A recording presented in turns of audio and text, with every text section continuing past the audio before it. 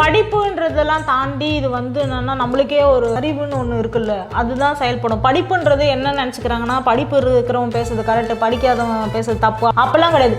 படிப்புன்றது ஒரு பார்ட்டு நம்மளுக்கு. அதாவது வாய்க்கு வந்தபடியெல்லாம் பேசப்படாது. படிப்பு தான் நம்ம வாழ்க்கைக்கான ஒரு நெறிமுறைகளை வந்து நேர்படுத்துறதே படிப்பு தான். அப்படிலாம் எப்படி சொல்றேன்னு நான் ஒரு சென் சொல்றேன், புரியுங்க. சிம்பிளா நான் சொல்றேன்.